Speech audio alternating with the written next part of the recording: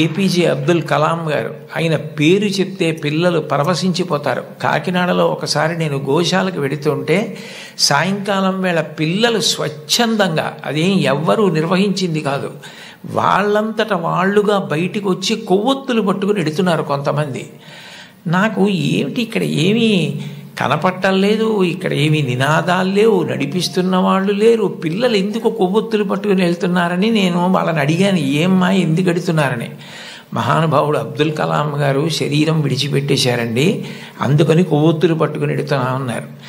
నేను ఈ మధ్య కాలంలో ఒక నాయకుడు వెళ్ళిపోతే, ఒక వ్యక్తి మరణిస్తే పిల్లలు స్వచ్ఛందంగా కొవ్వొత్తులు పట్టుకుని వెళ్ళడం చూసింది అబ్దుల్ కలాం గారి విషయంలో చూశాను.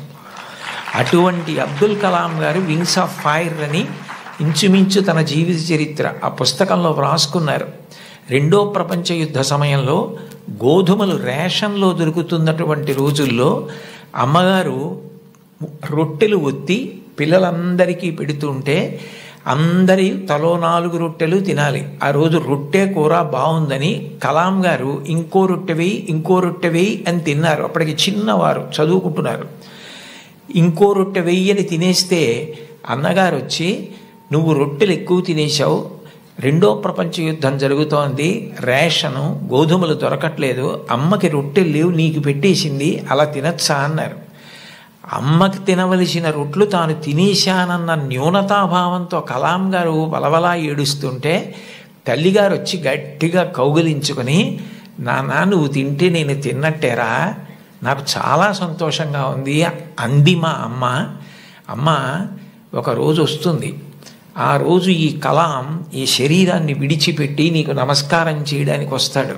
On the day of the final judgement అని రాసుకున్నారు ఆయన.